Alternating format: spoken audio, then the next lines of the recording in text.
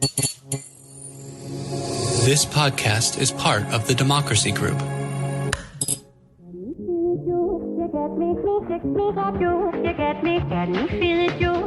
Welcome. We are talking politics and religion without killing each other. I am your host, Corey Nathan, and it is an honor to be a part of the Democracy Group, a network of podcasts that examines what's broken in our democracy and how we can work together to fix it. Please remember to subscribe or follow whatever your app lets you do. And definitely, I've been talking about leaving those reviews. Writing a review really does make a difference, especially on Apple if you have the Apple Podcast app. And I'll put a link in our show notes to make it easy for you to do just that. It all helps. Just get the word out so more people can participate in the conversation, like the one we're having today with Elliot Kirschner. Elliot Kirschner is an Emmy award-winning journalist and documentary filmmaker. After a career at CBS producing for the Evening News, Sunday Morning, and 60 Minutes, Elliot joined his longtime collaborator Dan Rather as the senior producer for Dan Rather Reports and was his co-founder and co-writer on the legendary journalist's Substack, Steady. Elliot now writes for his own Substack, Through the Fog, and continues to develop film, television, digital, and social media projects. He's pretty prolific, actually. And he also leads the Science Communication Lab, an innovative nonprofit dedicated to experimenting with making the knowledge and process of science accessible to the general public, students, and educators. Elliot, thank you so much for joining me today. How you doing? I'm doing well, thank you. And it's a mouthful to try to get through all that, so I appreciate it. Yeah, well, I was going to ask you, are you tired, man? It seems like you're doing a lot. I do a lot, but I think that I love what I do, so I think that it makes it, doesn't feel like work. I mean, sometimes it does. Work is always work, but I'm just, I feel very lucky that I get to earn a living by being curious and sort of exploring my curiosity. So what more can you ask for? That's great, man. Being curious and exploring things and figuring out how to pay the bills. That's a pretty cool gig. I was curious about your background. You studied history and lit. I'm not familiar with the college that you went to. I'm just kidding. Harvard grad, right? Yes, I am. Yeah. What were you? Are you from the Northeast? Is that? I am not. No, I grew up I was actually born in New Jersey. My dad. Where in Jersey? Where in Jersey? In Princeton, which I think is a world unto itself. No. We grew up 2 towns away from each other. I grew up in Alvin. Yeah. Oh, yeah. There you go. Okay. Well, I moved when I was 5, but my dad's an academic. He's a scientist. He was at Princeton when I was born, and then he came out to UCSF, University of California, San Francisco, which is a medical school for. And so I really consider myself from San Francisco originally. I mean, I was here from kindergarten through 12th grade. So it's, that's really home, my formative years. And then I applied out east, not knowing what I was getting into. I applied Harvard, Yale, Princeton. I didn't get into 2 out of the 3. I got into Berkeley, which I was really considering. And it felt like an adventure to go across the country and go to Harvard. I didn't know what I was getting into. And I just sort of packed the bags and went. And, was history and literature already avocationally what you were interested in high school, or is that something that you sort of congealed around over the course of your time at Harvard? Yeah, I think a bit of both. I mean, I think I was somebody growing up that was pretty good at a lot of things, but not great in any one thing. I mean, I thought, there was always people in my classes who I thought were better at math or were better at music or better athletes. Better writers, but I felt like I was at a pretty good level at a lot of these. And so I entered college not really knowing what I was interested in, but I figured out pretty soon that I didn't want to become an academic. And I just always had a real interest in history and in the intersection of history and literature. I felt like, I'm going to have these 4 years in college. When's the next time I'd be able to just, read and think? And so I figured, just take that on as a study, and I did that. I'd studied Japanese language in high school out in San Francisco, and I studied Japanese as well and in college. And so I did my senior thesis actually on U.S. labor policy in occupied Japan. It sounds like a real niche, and it is, but I think it's actually one of the more interesting and sort of unexplored periods of American history, which is after World War II. the U.S. occupied Japan. Douglas MacArthur was the supreme commander, and it was just sort of it was a lot of focus. People talk about Europe and about the Marshall Plan and all of that, but I was really interested in sort of how U.S. sort of power was manifest in the Pacific. I think growing up in San Francisco, you tend to look west a lot and over the ocean as much as east, and Asia felt closer than Europe in many ways, and so I was sort of interested in that. So that was sort of my college years. So okay, so since you bring it up, I'm curious. I didn't think about that period. I haven't read much about that period in that region. Read a lot about and learned a lot about post-World War II Europe, but not much about Japan. So, and in particular, labor policy was your focus. Yeah, it was weird. I mean, I was really interested because, I'd studied U.S. history, and labor was a very contentious issue, as it is now. But it was really contentious in the 20s and 30s, and there were strikes and violence, and and it was really a flashpoint about what it meant to be an American or who was a communist, and all these kind of questions were raised. And after World War II, Japan, obviously Imperial Japan, and was defeated, and the U.S. went in and occupied, and it was a very tense period because the Soviets had stayed out of the war, and they came in at the last minute, and they tried to start occupying parts of Asia, and obviously the Korean Peninsula. We sort of saw that divided, but here you had America was trying to promote democracy, and the head of it was Douglas MacArthur, who nobody would confuse for being a bleeding heart liberal. But he really pushed for, and there were elements of the occupation that really pushed for a very pro-labor policy as a way to be sort of a bulwark against the nationalism and the militarism that had propelled Japan into the war. And that lasted for a while. And the socialists were very powerful. The Socialist Party in Japan. There was also a Communist Party. Those were different. But and then once the Soviets started detonating atomic bombs, the Cold War sort of ramped up. There was a pushback against labor and against sort of these more, because labor was already associated with socialism and communism as well. And so there was a pushback and a retrenchment on the part of the American occupation that became more conservative and sort of locked Japan into a different sort of form of Japanese democracy. And it sounds like very, as I said, it sounds very niche, but I think if you look at what's happened in, sort of Asia, post-war Asia has done as much to shape American policy. You could argue has done more to shape American policy than post-war Europe in many ways. We fought, the U.S. fought two wars, hot wars in Korea and Vietnam, China, the opening of China, Taiwan, still to this day, obviously Korea. It's a pretty interesting place. I've always thought it was interesting. So you described some of the struggles between various factions, and there were certain motifs that seemed to that was being meted out at that time in Japan. Do you see those motifs playing out domestically today, like what's happening in America today? That's a really good question, and I do. I think there's a question of what is democracy? Who has power? What does it mean? How is power allocated? And I think that if you look at, we obviously live in a very polarized time, and there's a lot of skepticism or just outright hostility among different groups to across that political divide.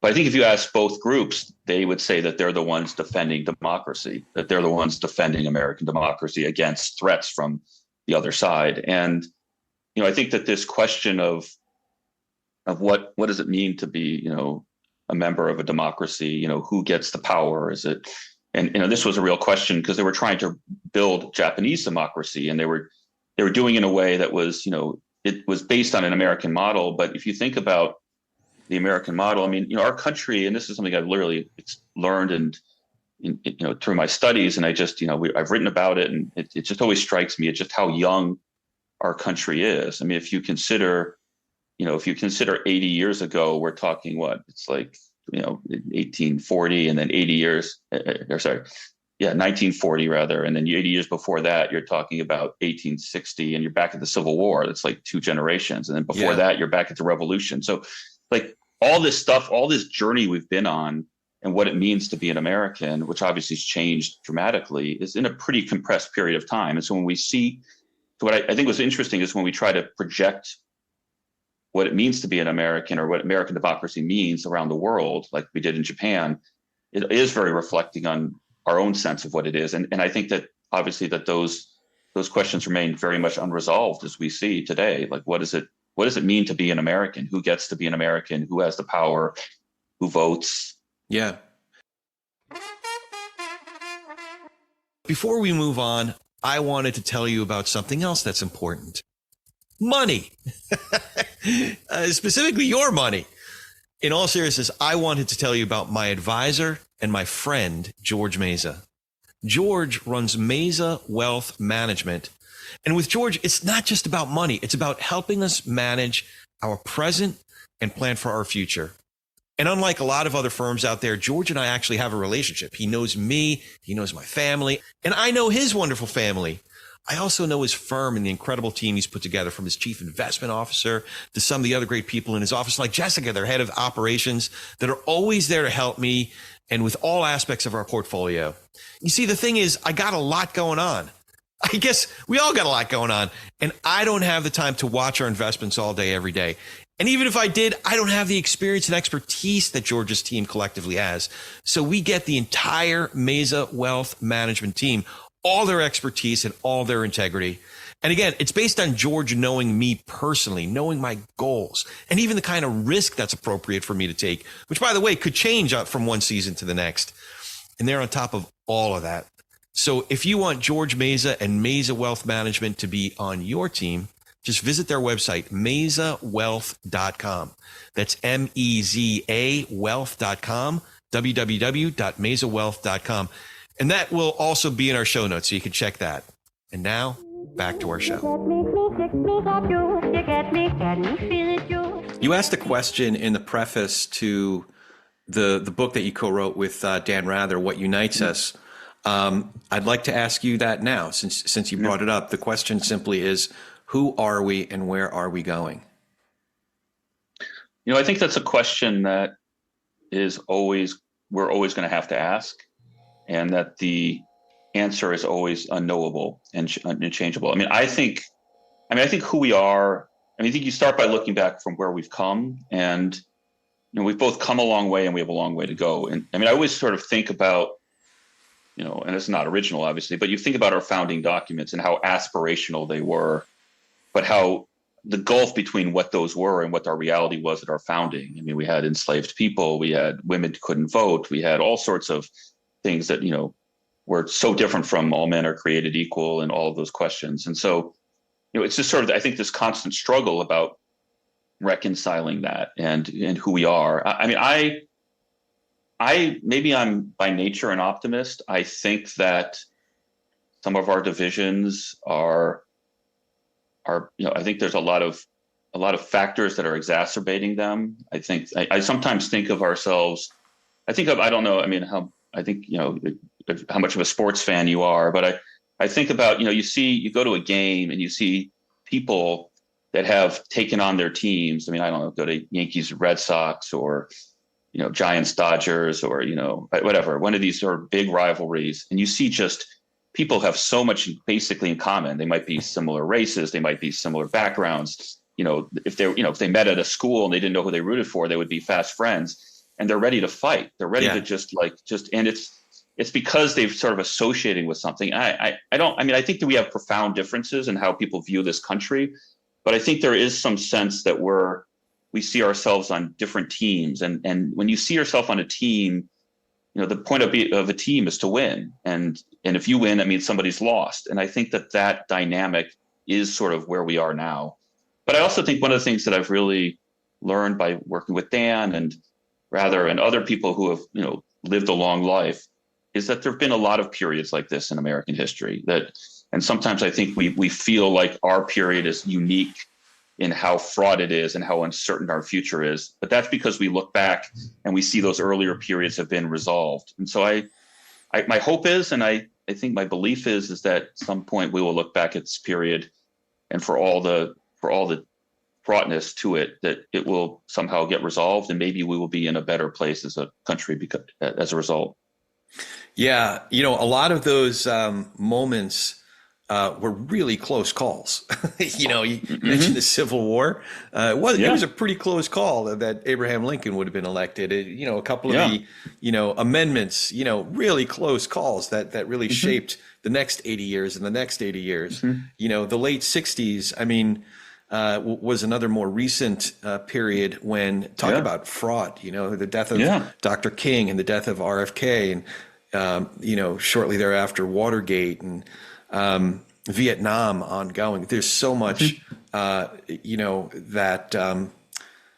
it makes me think of the opening to one of my favorite Tennessee Williams plays, Glass Menagerie. In Spain, there was Guernica. Here, there was only shouting and confusion, and it seems like we're really shouting and confused right now.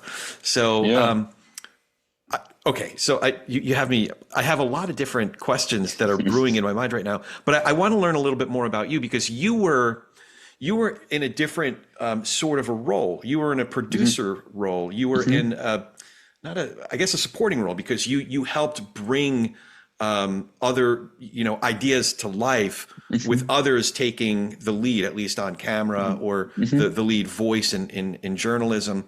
You made the switch now where you're the voice. It's your voice. When did you decide to make that switch, and how has it been for you? That's a good question. Again, I mean, I think that, I've worked, I got my start at CBS News, and so television journalism, and it was I came at the very end of the heyday. I was there at a time when I could see what it once was, and then see where it was also going. And obviously its impact of the evening news or the major news networks are just a fraction of what they were in the 80s or 90s or 70s, 80s, and 90s. But the nature of television news is that it's inherently collaborative, and that it just takes a lot of people to do the job. There's the correspondents who get the most attention, and sort of the public faces, but there's producers and writers and editors and cinematographers. There's people that are booking travel. There's people that make sure that when you arrive, there's a car waiting for you, or that you have protection, or give you money, to go out into the field, or all this. There's just they're operations. They're almost like, and they've shrunk a bit, but it's almost like you think about an army, but all that it takes to put a group out into the field. So I always liked that collaborative environment, and I still do a lot of filmmaking, which is also very collaborative. So there's always been part of me that I just need to be part of a collaborative environment. I started working with Dan and writing with him, first on sort of social media, and then we wrote this book, What Unites Us, and we started the Substack Steady. And I love it. I loved it. He continues to be a dear friend, and we talk often. But I was sort of like also going through a period of my life with my children growing older, and I'm growing older, my parents. Just seeing the world and just feeling like I don't know. I'm living something that I felt I wanted to see what it was like to share with people. I felt that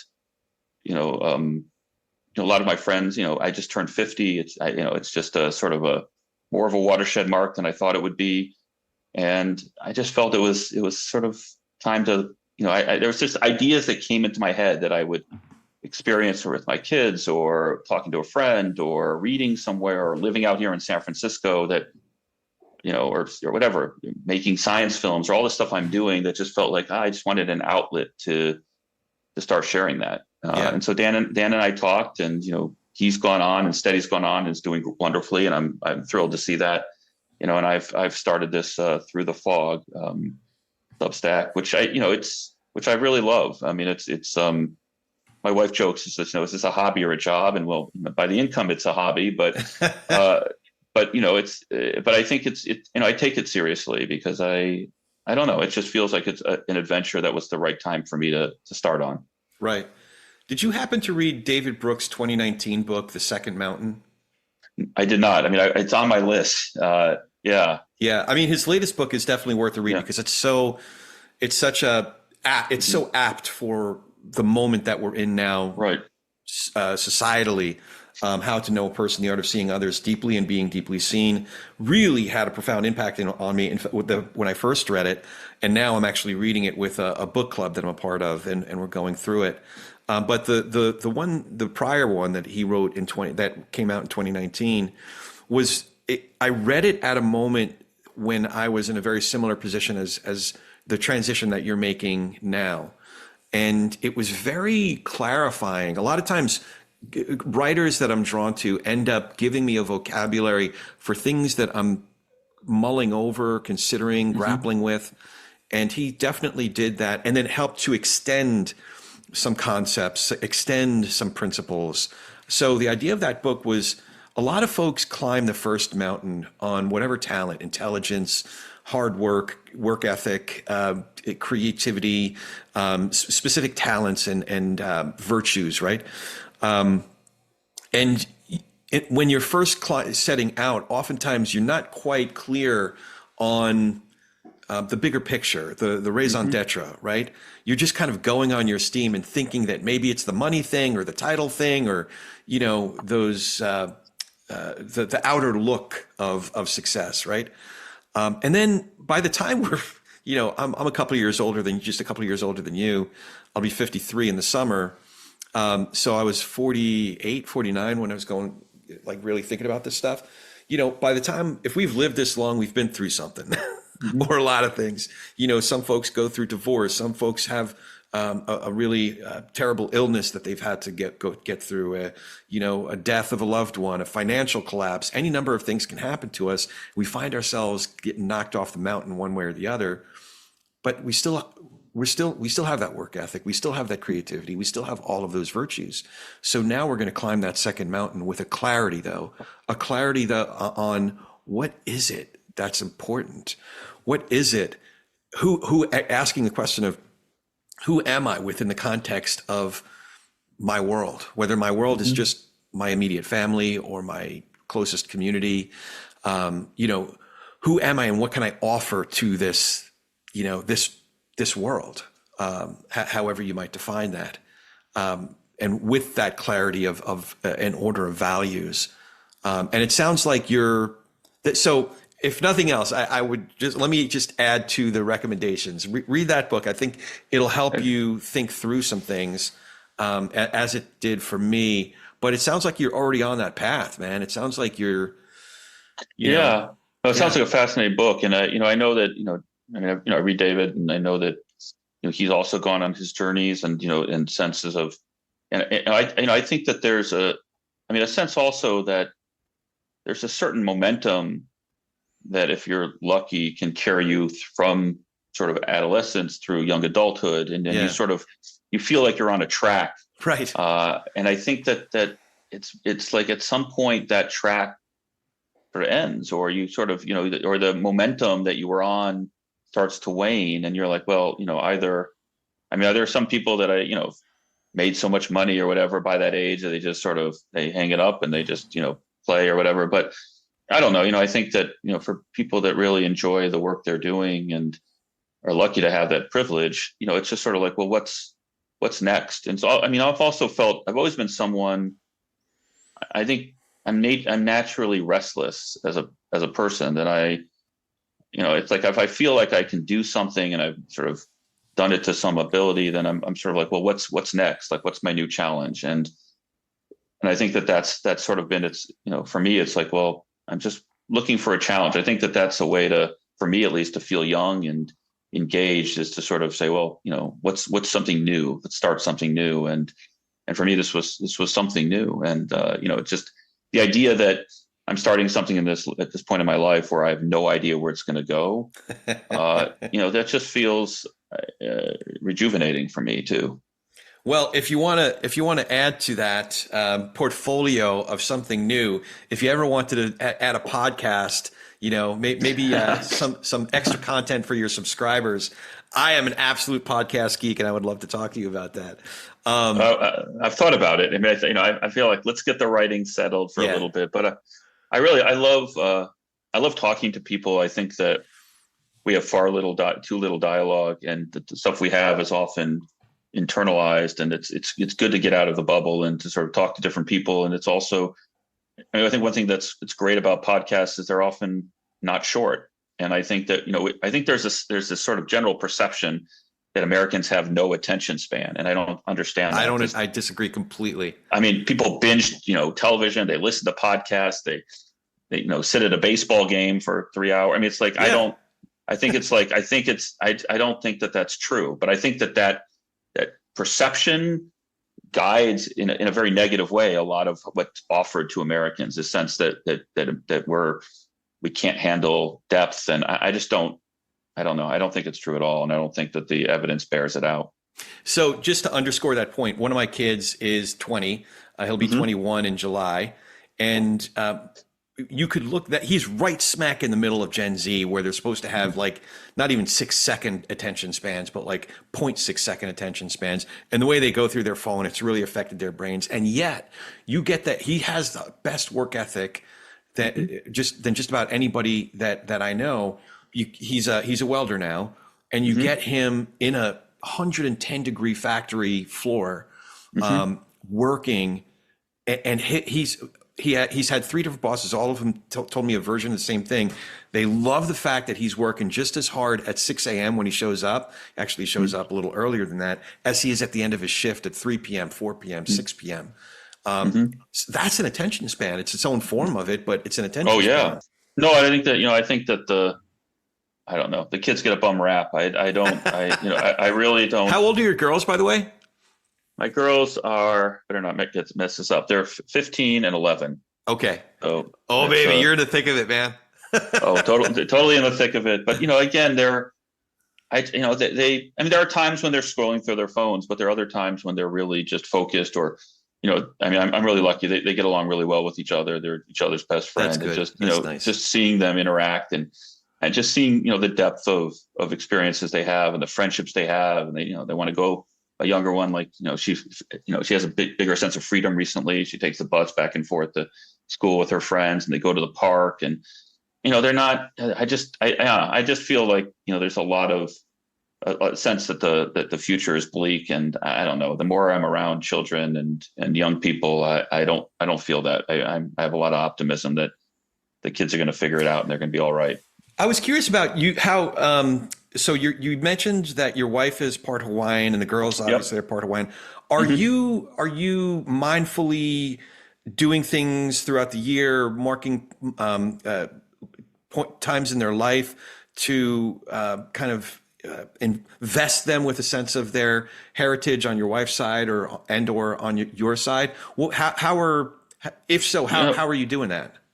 Well, it's a good question. I think that my family we're Jewish, and we, culturally especially, and that's been important to me. And my wife's mother is half Native Hawaiian, and she also is part Japanese and part German. And then her father is, Anglo-Saxon. I think that for us, the way that family is very important to us, and our kids have very close relationships with their grandparents. And I think that a lot of the experience of their culture, I think, is we try to facilitate it directly from their grandparents and sharing events or just occasions with their grandparents. I was very close with my grandparents. I learned a lot from them.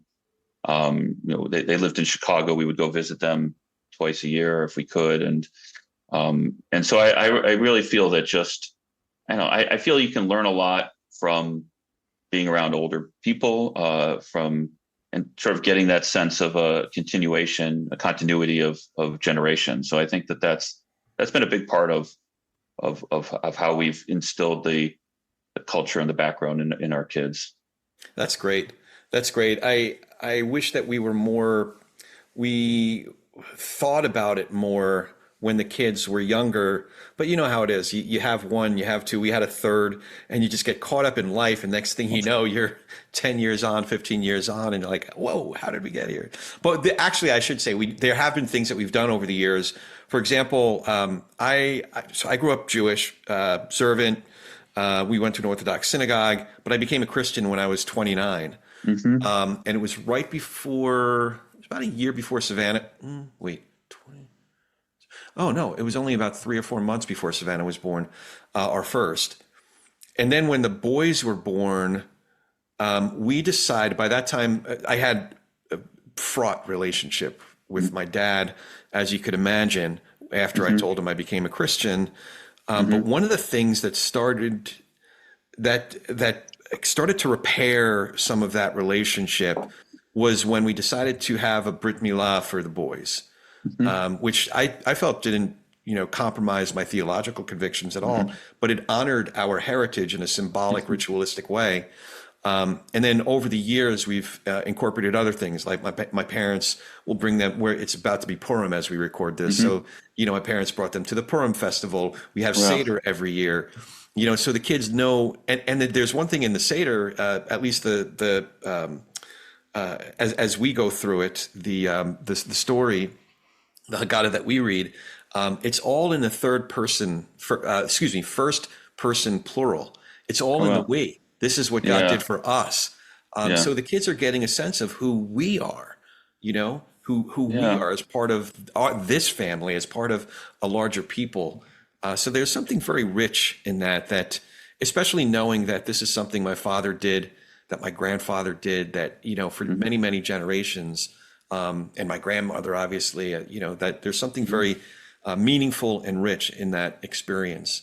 So, yeah, and I think that that if you look at, this is what's so interesting to me going to Hawaii. It's sort of a microcosm of, I think, where the country's going, in that it's very multicultural, multi-ethnic, multiracial place. And I think that more and more, families are going to have to figure out how they balance a variety of traditions. As more traditions. My parents grew up in a Jewish neighborhood in Chicago. They went to public school, but everybody was Jewish because everybody in the neighborhood was Jewish. And then a couple neighborhoods over, everybody was Polish or Irish or Black. And so, but if you look at our country today, there's so much more intermarriage. There's so much more, it's just a different world. And I think that, that's part of, I think, what's going to be the challenge is how do you take identities from the past with you, but also aren't imprisoned by them, right? It's like, I think that a very strong identity can be a source of strength for people, and gives them grounding and connection to their ancestors. But it also, if sort of wielded in the wrong way, could also be a way of throwing up barriers that I think, as we talked about earlier, can contribute to the polarization of our society and some of the struggles that we face. So I think it's a balance that I think we're pretty early in trying to figure out. There's never been a country quite like ours that's had to deal with that so explicitly. Yeah, that's an interesting thought, to have a strong sense of identity without being imprisoned by that. That's an interesting. I don't know exactly. One of the images that comes to mind a couple of days ago, again as we're recording this, was St. Paddy's Day, and there are so many people who are 1/4, 1/8, 1/16 Irish, but they still proudly celebrate their that part of their heritage. So that might be one way to do it. Get alcohol involved, especially when there's green beer. And there's a thing. I think one of the things that strikes me about the United States is there's a belief that anybody, we'll see that challenged a little bit, but in its best sense, I believe that anybody can be an American. And that if you consider that the vast majority of people have emigrated here, not just since 1900, but since 1950, most people here can trace their roots to people that came relatively recently. And yet people adopt, colonial history as their history. They adopt, and there's all sorts of problems there around race and all sorts of other questions. I think we need to have an honest reckoning with. But there is a sense that in other places it's really hard to be. If you're not born in France, then how do you become French or Japanese? But to be an American, it was always something that people could adopt, and then they could claim Independence Day as their own, even though almost nobody ancestors were here around here at the first Independence Day. It's still something that we celebrate and that we sort of recognize and take pride in. And so I think that there's a sense that we can that our nation is built on adding that identity to ourselves, no matter where we're from. At least in its best sense, that's what it should be. And I think hopefully that can be a model for how we hold on, how we adopt something new, but still hold on to what we come from. So you have people like, oh, I'm a proud Italian American, but I'm celebrating, American holidays as well. So it's, I think that's, I don't know. It's, it's, as I say, when we talked about it earlier, it's still a work in progress, and it's unclear where all this goes. But, that's sort of the basic foundation, is that anybody can adopt this country as their own, or should be able to. Yeah. No matter where they're from. So you brought up something before that I do want to push back on a little bit, and your work. I think if we dive into some of your recent pieces that you've written on the Substack, by the way, I'll include this in the show notes, but definitely highly recommend Through the Fog. Every few days, there's another piece that really gets me thinking about stuff. So one in particular, I've been thinking about just the 5 freedoms that are memorialized in the First Amendment, and how in very concrete ways, several, if not all of those 5 freedoms have been threatened. I was just freedom of assembly, how Trump, in the final months, I think in June of 2020, cleared Lafayette Square. And now there's reports that he was talking to, his senior officials and saying, well, why can't we shoot these people? So the freedom of assembly, freedom of speech from the very get-go, the enemy of the people. He now, what's his name? Stephen Miller is talking about, well, let's arrest him and let the law catch up with what we're doing. And he's talking about anybody from immigrants to journalists that they don't like. Freedom of speech, obviously, is under attack in very concrete ways. Now, you had a piece where you were talking about this is really an election of ideals. So I was hoping that you could share with listeners the way you see the stakes in this upcoming election. So to contextualize the comparison of the 2 leading candidates around fundamental values, that's ultimately what we're talking about. So I was hoping you could share a little bit about that. Yeah, and I appreciate it. I think the question is like, what is this country about? Who is it for? What do we value?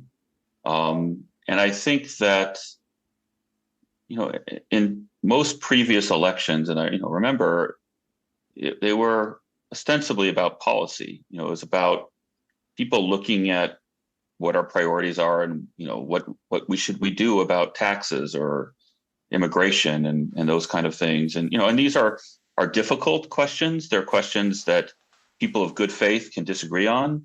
It's part of what makes a democracy robust. Should be a vigorous debate. And I think that there should be a belief, no matter who you are, that no one side or no one cohort has a monopoly on wisdom. Like that's I think the premise of democracy is that we all can learn from each other, and that if there's a place where debate can be healthy and nonviolent and can lead to policy, then that's a strength, not a weakness. That and I think if you look at over the course of our history, that's borne out, that there have been good ideas have come from many different places and many different kinds of people. Where I think we are now is something fundamentally different, and it's, do we believe in democracy? Do we believe in a system that's going to allow for that open debate, or do we believe in something that's really more looks like autocracy? Or sort of the power of a minority faction to exert its will on the majority, backed up by voting patterns and the Electoral College and the court packing of the courts and all sorts of things that have happened over time, but have hit a moment of real crisis. And it's not just now. And we saw, the closest we came to losing democracy since the Civil War on January 6th, and so. I think that this is something fundamentally different, and is really a question of will we have a situation where people of good faith can continue to disagree and debate, or are we going to have a place where we slide into something that maybe on sort of just a very superficial level looks like our democracy? We have bunting and fireworks on 4th of July and all that kind of stuff, but where fundamental freedoms like the ones you described in the First Amendment and others, and also just a functioning democracy is no longer what it was. And I think those are the stakes as I see it for this election. I know a lot of other people do as well. I do think that a vast majority of this country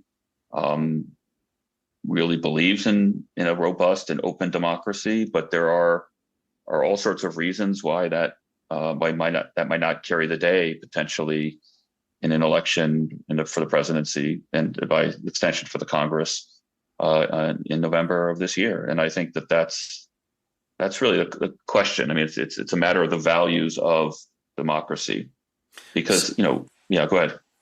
Well, a listener named Bill wrote to me, mm-hmm. and he had a really constructive criticism. Mm-hmm.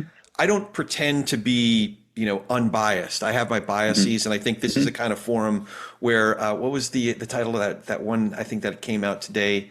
It's complicated, I think. Yes. yeah, it's complicated. So I make no bones about that. I have points of view that I love the nuance. But Bill said, listen, I have family, I have friends that I want to have them listen to the show. I don't know what Bill's political mm-hmm. disposition is.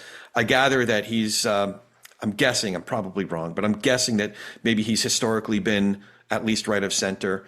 But mm-hmm. his critique was, well, can you ask questions from the point of view of my family and friends who are Trump supporters, for example? Mm-hmm. So mm-hmm. I thought as an experiment, I try to do that just on the first couple of these comparisons.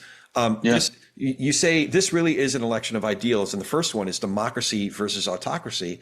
And what I would say, as the devil's advocate, the devil's advocate, I guess, would be, well, listen, the expansion of the executive branch certainly mm-hmm. was accelerated under Obama, and what we're seeing now, the choice of what the executive actions to that Biden took in his first days in office to make us less safe, and mm-hmm. That allowed for this chaos at the border, mm-hmm. And the expansion of the administrative state is an autocracy in a way, and removing my participation as a citizen in mm-hmm. In this democratic republic, or this representative constitutional republic that we're in. So how would you engage with someone whose concern was that? I mean, I would have a bit of sympathy in that. I do think that we've had an expansion of presidential power that's not ideal. And I would argue that, there was all sorts of executive orders that Trump did as well that were struck down by the courts and everything. But I think we have a real issue in that. I think one of the biggest problems this country is facing, and it's not unique to the Trump years, it's preceded that, although it's gotten worse, is that we essentially don't have a functional legislature. I mean, we had some good years in Obama. Good years, to Obama in terms of whatever you think of the policy, there were bills that came out, some were bipartisan that were passed. If you look at, the first 2 years of the Biden administration before the Democrats lost the House of Representatives, there's a lot of bipartisan bills that were made it out. There still is some bipartisan bills that are making it out, but ideally, and I think the founders believed that we would not have a lot. They were very suspicious of the power of the presidency, and I think that in some ways my biggest criticism of the modern Republican Party is I think there's a certain cynicism in the way they handle their legislative activities. And I think it's much more pronounced in the House of Representatives than the Senate. Yeah. But it's ridiculous that we have a bill in supporting Ukraine, which the overwhelming matters of the people in Congress overwhelmingly support that, and it's not passing. Like that's broken. And I think that, we shouldn't have executive orders on immigration. But people punt on this. It's a hard issue, as you say. I had a column today about it's complicated, but it is complicated. It's not. Nobody's going to be happy. It's a trade-off. There are forces that are hard to reconcile. Your heart goes out to people struggling with poverty and violence, but you can't have just everybody in. I mean, so where do you draw the line? I mean, these are hard. Everybody should acknowledge that these aren't easy problems, and that people, again, of good faith can disagree. But the purpose of the Congress, which literally means to come together, is for people of different viewpoints, different constituencies, to try to wrestle with the issue of governance. And I think that obstructionism, I have my own biases as well, but I think if you look at Democratic and Republican administrations, the Democrats in the Senate and the House have shown a much more willingness to negotiate, compromise, and pass legislation than the modern Republican Party. And I don't think it wasn't always that way. There were incredible, legislators in the Republican Party who did amazing things, who worked, closely with across the aisle and had vision and so but I think that I think the biggest issue right now facing this country more than anything is that our Congress represents the worst of our dysfunctions. And as a result, we have problems that aren't getting solved. And so the pressure builds up and it leads to executive action. I guarantee you that Biden would rather have a bipartisan bills to handle these major crises than to issue executive orders. And I think that that's really where people that, you don't have to back down, but you have to recognize that you're not going to get everything you want. And at least either we're going to solve these issues or we're going to just ignore them. And for me, that's the biggest challenge that I would say is facing, in many ways, facing our governance. I think that the Biden in his struggles and Trump, I think they're symptoms of a fundamental dysfunction of our government to handle serious issues on behalf of the American people. And I think most of it can be laid at the feet of Congress. And I think that in contrast, you often see at the state level a lot more action happen where people come together and they pass bills and they try things out. And I think that you can see that the gulf in how functional.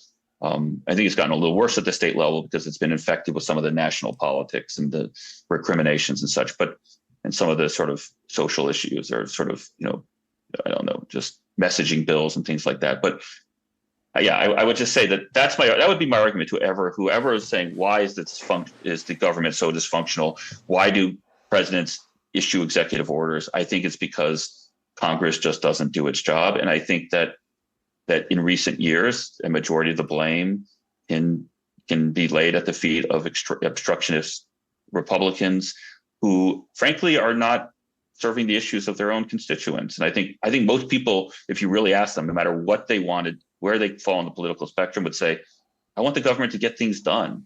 I want them to try. And so there's all sorts I think there's incentives for why people feel like their political power is built on not getting things done. But anyway, it's a long-winded answer, but I think that that's really where the problem lies. And I have sympathy for people that look at it and say, this is broken. But I think you got to dig below it and sort of understand why it's broken. So the natural question is, what do we do to fix it? But I want to ask you a specific question about not necessarily Congress. We just spoke with Danielle Allen, who has a lot of brilliant She's wonderful, ideas. Yeah. And we talked a lot about her ideas of how to expand the House and ranked choice voting, remedies that she sees. But again, the trick to get it done with it. Have you met this Congress? But in terms of remedies, the one that I wanted to ask you about, you were in the news business. You are in the news business, albeit in a different role. What's changed about journalism that's made it harder to get good reporting?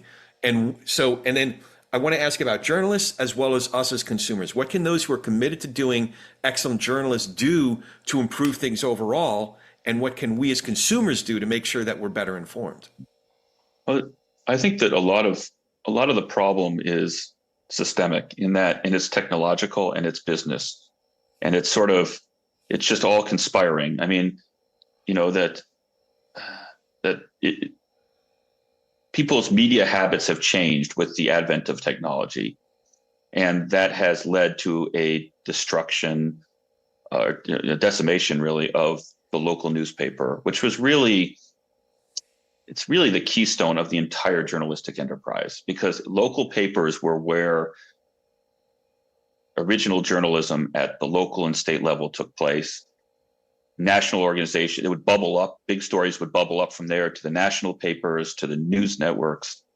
And it's just, it's a lot of it's just technology. I mean, a lot of it's digital technology. There was I know it sort of could get a little wonky here, but I always find this fascinating. If you think about in our youth, and I don't know, when you were a child, did your family subscribe to the local paper? Was Asbury Park Press, Star Ledger? Yeah, absolutely. Yeah. And if you think about it, everybody got the paper delivered, and they all had a different reason for wanting to read it. Some people were interested they wanted to know what the box scores were. Like, you didn't, it's hard to remember. You didn't know necessarily what happened in the game last night, or you didn't know whether the second baseman went 2 for 4 or not until you read the box score. So people had box score. People want to know the weather. People looked at their horoscopes. People looked at their stock quotes. The movie times. Movie times, another thing. Want ads were a big deal. The local. So if you think, and then editorial pages, their advice columns, and if you think about that, everybody, the weather. If I mentioned that, it was a big deal. But if you think about that now, you get all of those via apps on your phone immediately, and so. What happened was people would pay for the newspaper. Now, most people weren't necessarily paying because they were going to read the in-depth investigative report on sort of money laundering at the board of supervisor level or something like that. They were, they might glance at it, they would see it, they flip through it, but they were also coming for a lot of other reasons. Slowly, one by one, there was ESPN and there was CNBC, and then there's the Weather Channel and all of that. The reasons for buying newspapers just has disappeared for a lot of people, and that's plummeted. We have the network news divisions. There's been just so many more channels, so their power is much less. They earn less money. Their audience is less. They have less impact. It's sending people out into the field is expensive. Doing investigative reporting is expensive. So the business model has really collapsed, and at the same time as this new technology. And I don't know what you really do about that. I mean, I think there's it's just, we live in an immediate digital age. A lot of content is free. When people put up a paywall, that people often find something that's not, they don't have to pay for. So it's just eaten the heart out of the endeavor of reporting. It's a really hard career to be in these days. There's certain national organizations that do pretty well, the New York Times and things like that, but the local press. And then if you think about all these subscriptions, I mean, we have so many subscriptions these days, like different cable channels and everything. So it's like, how many magazines are you going to subscribe to? How many, it's like everything's a subscription. And so, Substacks are another one. So I think that it's harder and harder to sort of have a critical mass around journalism, a business model that supports it. So I don't, there was not like, I mean, so there's that aspect. I think there's also the rise of partisan journalism. I mean, I think, Fox News in particular has eaten away and caused a lot of sort of mania and skepticism around the news. I think, there is some good things about what's emerged. I think that in the olden days, there were the big 3 networks. Dan Rather was one of the anchors. He was great, but clearly the news was filtered through fewer people with a similar background. So I think it's great that we have more diverse opinions, more diverse types of reporters. But at the same time, that's been more than offset by just a destruction of the business model. And I don't know what you do about that. I mean, I think as consumers of news, people should try to subscribe to places when they think it's important and support them. You think about how much people spend on their daily coffee. Like, that's nothing, it's a lot more than it would cost to subscribe to keep your local paper going. So I think that's one thing. And I really also hope that, that there's some pressure and on some of the tech companies like Google and Facebook, which take an inordinate amount of the ad revenue off of the news industry. I mean, a lot of people with a lot greater wisdom than I have, thought about this, but we really have a crisis here, and it's not clear what to do about it. I mean, I am hopeful that things like Substack and other are emerging and are bringing different voices, and shows that there's an eagerness and willingness for people to, podcasting is another one. We've seen, amazing work done on podcasting. So I think there's some hope, but nothing replaces the general, well-informed, sort of thoughtful, portrayal of the news from yesteryear. And if it's sort of crazy, I don't know if you've gone and looked, recently I've looked at some of these old, like Time magazines or something. I mean, these were dense articles. They were long articles. They had a lot of words. The type was small. There wasn't a ton of pictures. Like, people really read. And that's not where it is today.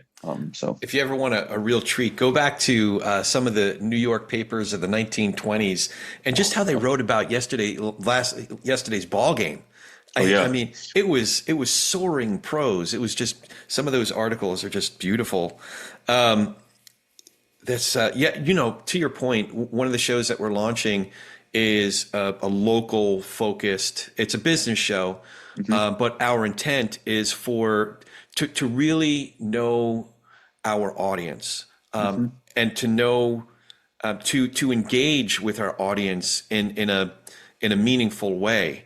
Because knowing who our audience is, even if it's just geographically, and because it's a subject, the subject is going to be business focused, so we can narrow it down even more. We then can start to curate who the guests are that we're having on, as well as our sponsors. There's a value to sponsors who folks who have an established business here. I live in Santa Clarita Valley. Folks who have an established business here, what are their options? They don't really have any, because if it's TV, they have to go into the LA market, and they end up spending a ton of money for ads that are going to, and people in Orange County are going to see, or LA proper are going to see. So I think, to your point, I've been learning the podcasting medium, the nerd that I am about it, but that's also one of the ways that we can tie a little niche community together. Well, Corey, I'm glad you mentioned this. Sorry to interrupt you. I mean, I think that hyper-localized journalism and specialty journalism is a real way that we can grow and reinvigorate engagement with journalism with a new generation. And that, like, if I really want to know what's going on in my neighborhood or my city or my local community or the schools, you're just not going to get that at the New York Times or CNN or MSNBC or Fox or anything, and I think people really want to know their community more. I think there's a desire after COVID, especially, that to re-engage with our neighbors, to reinvigorate or, reinvest in our communities.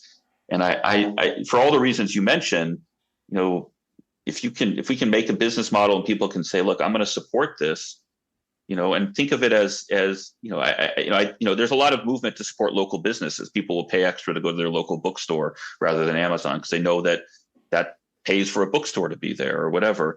I think people need to view local journalism the same way, that this is a common good that they're supporting, that is going to make their communities better. And that's investing, supporting local journalism is a way to invest in your community. Yeah. I think and I think that if we can instill that, have young people intern or experience what that's like. I mean, it's exciting to be a journalist, exciting to chase a story. It's exciting to try to learn something new and hold the powerful accountable. Like, that's pretty cool. And I think if we can put that into a local context, there might be some new green shoots of hope that can emerge. Yeah, for sure. So good luck with that. Thank you. I appreciate that. Yeah, we might expand it out into other areas of interest, but we're doing it partly as an experiment, partly building on what we've learned from producing these other shows, learning about our audience and what listeners are responding to. And part of it is just about kind of a mission that we feel is emerging. I'll keep checking back with you and let you know how it's going. I appreciate it. have high hopes for it. If nothing else, I get to talk to some of my neighbors here in this community and have good conversations. Not a lot of downside. So No. now you have just complicated my life, because I thought this was going to be like a 30, 45-minute conversation. We're an hour in. I haven't even talked to you about the Science Communication Lab. So Well, I hope that means that. I mean, I'm just long-winded. I fear, but no, it means to your point that I think in one of your first posts you said, "I love writing, but I love conversation more." You're true to your word, Elliot. Well, I mean, people that know me know I like to talk. So there's yeah, it is what it is. Yeah, so a few more questions, and then we will start to wrap it up. I was curious about your work with the Science Communication Lab. Were you one of the founders, or? No, it was founded by a professor at UCSF.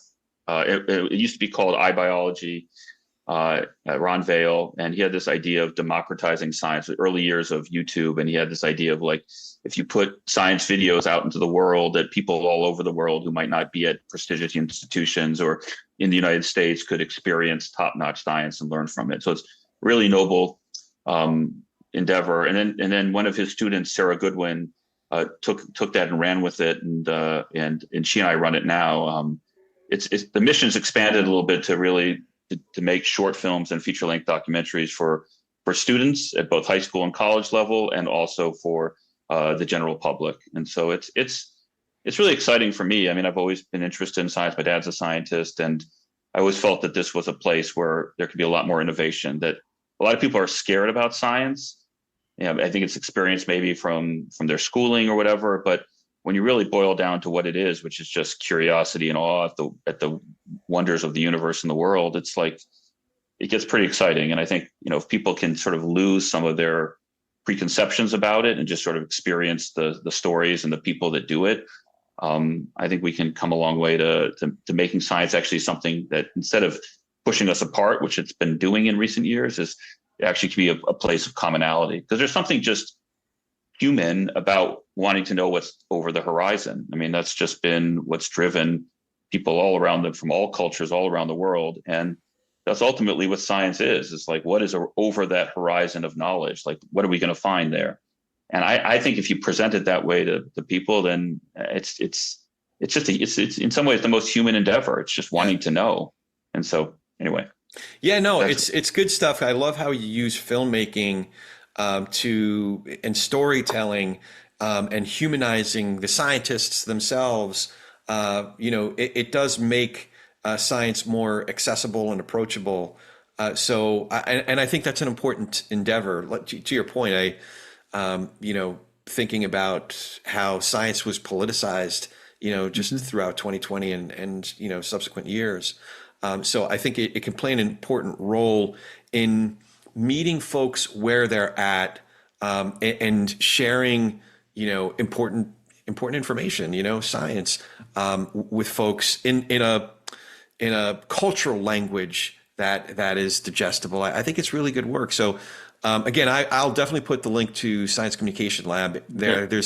I think there was one that just came out. She's a PhD, Hawaii. Oh yes, yeah. Dr. Kiana Frank. I really love that one. It's called Decoding Ancestral Knowledge, and it's really about her work, looking at using modern scientific techniques to sort of see the wisdom of the stories of the ancestors from Hawaii. They had stories that they have these amazing fish ponds, which they grew fish for their own to eat, and sort of the health of the fish ponds. They had stories about them based on the flowers that bloomed and things like that. And when she went down and looked at the actual science, the stories that came out were actually based in real science, and that they were their ability to observe the natural world. I mean, and most people are come from cultures that were keen observers. That was if you couldn't observe the world in which you lived, it was literally a matter of life and death. So no matter, human cultures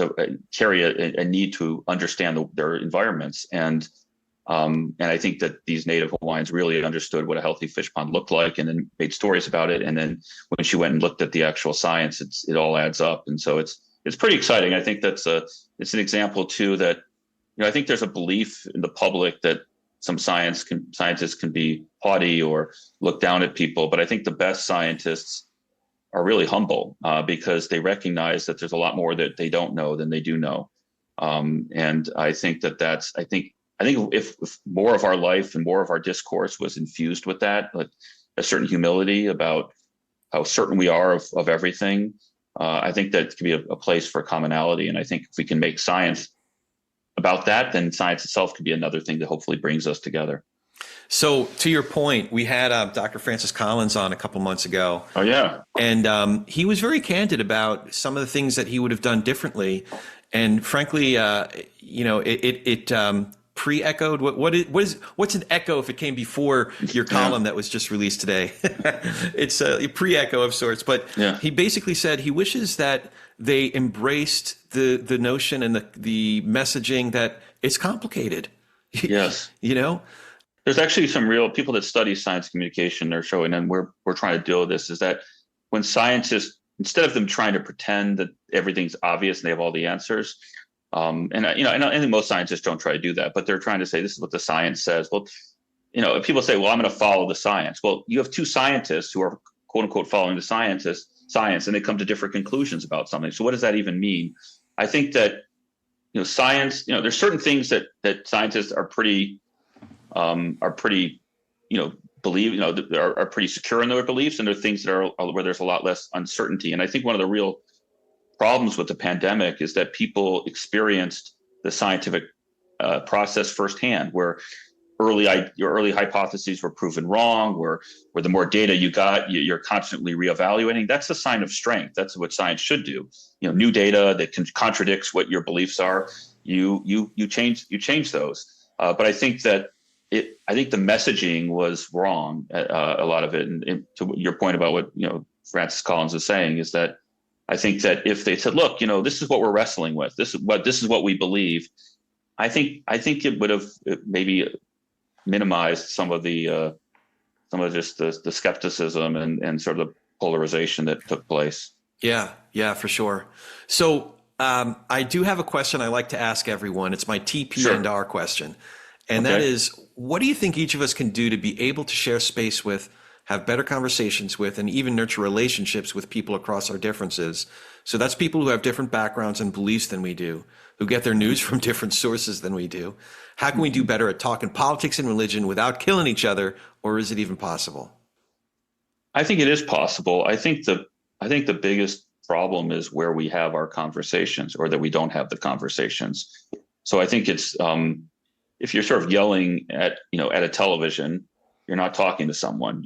They don't hear you. You don't hear them.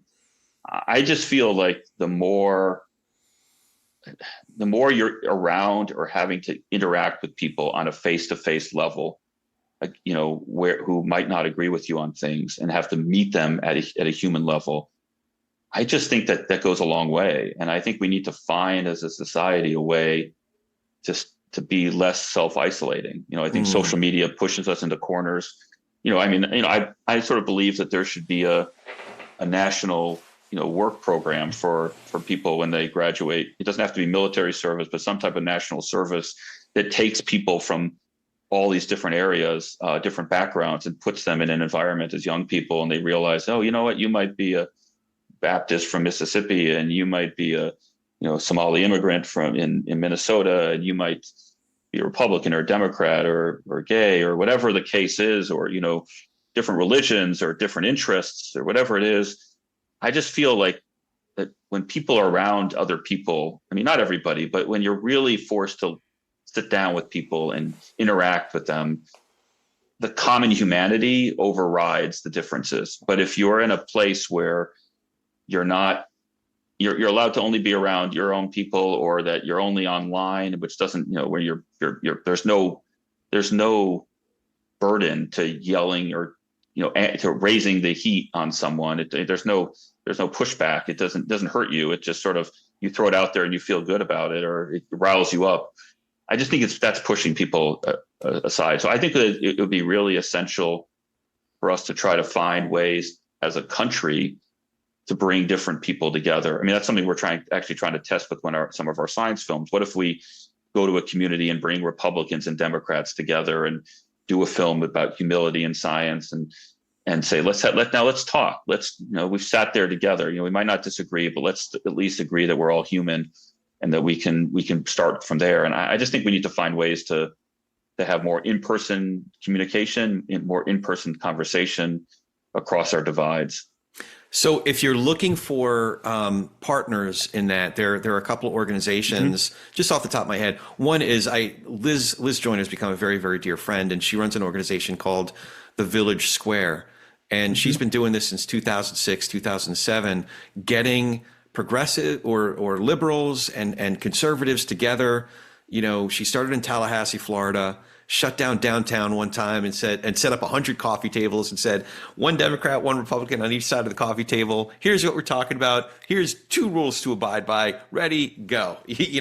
And she has regular get-togethers to this day. So it's wonderful. Yeah, it's good stuff. And then the other one you've probably heard of is Braver Angels. I think does incredible work. Monty Guzman. I'm constantly referring to her book, I Never Thought of It That Way, that came out in I think December of 22. But I'm encouraged that there are more and more organizations, Common Ground Committee. There's more that are recognizing the same symptoms in our culture and are trying to do something very pragmatic about it. So, I think you're onto something. If you ever want any referrals or anything like that, and wanted places and events to shoot, I'm happy to hook you up. And my people are your people, so please don't hesitate to ask. I appreciate it, Corey. Absolutely. So a couple more questions. Sure. One is, do you have any questions for me? I don't know. I think, first of all, thank you for having me on. I appreciate it. I guess, are you optimistic about where we're going? You sort of said, who are we and where are we going? And maybe if I were to turn that back at you, and I've listened to a lot of your shows, so I have a sense, but I'm just curious. It seems like it's a daily occurrence, and sometimes I'm up, sometimes I'm down, but sort of where we stand right now. Are you optimistic about where we are and where we're going? It's not a fair question to ask of someone who is just re-diagnosed as bipolar. So it really does depend on which extreme I'm in. Right. So in all seriousness, it's hard for me to put a lens of optimistic, pessimistic. I'm not pessimistic. I think it's because I'm so familiar with and feel in my bones the history of my Jewish roots. And what I mean by that is we're still here. We've gone through a lot, going back to the Persians and the Babylonians and the Romans and one right after another, different empires, just all they knew, or my grandmother. My grandmother grew up in what's now Cherny Ostrov, Ukraine. What was then part of the Russian Empire, and she joked. Well, the Cossacks hated the Tsar's army. The Tsar's army hated the Bolsheviks. They were all fighting with each other, but they could all at least agree on one thing, and they all hated the Jews. Right. And yet here we are. So in that sense, it's kind of a darkly comedic hopefulness. But I'm still Jewish after all, right? That said, when I look at the election, it's easy to get pessimistic if you're looking so far out as November, or even September when some of the voting will be starting, depending on which side you're on. I'm pro-democracy, so I shamelessly in favor of a certain outcome, but there's so much that can happen in between now and then. So much that can happen in between now and then. And I don't want to, when I catch myself getting pessimistic about what if this happens, what if that happens, our democracy, our First Amendment rights, our this, it's easy to get caught up there. And I think having started meditating every day a couple of years ago has really helped me. Because I can't control that, having gone through various life experiences, you learn, there's a lot of things you can't control. There's a lot of things you didn't cause. There's a lot of things you can't cure. There's a lot of things you can't control, but I can control to a certain degree, just being able to take a breath in this moment and enjoy a good conversation with a new friend. I can enjoy a nice walk. I can enjoy I don't know, connecting with a local, a locally elected official. Right. So I'm not really answering your question, I guess, to saying I'm either pessimistic or optimistic. I'm appreciative of what we have now. And I guess a better way to put it is I'm hopeful that one way or the other, it'll be okay. Yeah. And I think that's a good approach. Yeah. It mirrors mine. I think that's, I think that it's sometimes easy to also to imagine the bad things that can happen and harder to imagine the good things that can happen. I think right now we're trying to figure out like what happens if, pro-democracy and if we lose that, but what happens if democracy is reinvigorated, and what happens if we can find a way to start talking to each other more? Like there's many times that, when looking back at our country's history, when darker times have been, followed by a lot of progress and a lot of change. And, So I think the best thing that we can do is keep things in context, whether it's a larger historical context, or I try to think of things in a theological context. Right. And there's a Jewish understanding with what's called tikkun olam. The world is sick, the world is broken, but there's lots of ways to get caught up in healing the world in various projects, like what you're doing with the Science Communication Lab. You're telling stories, and you're engaged in helping to heal the world through science, through helping, bringing people to understand our world better, through your Substack, through the fog, allowing for the fact that it's complicated.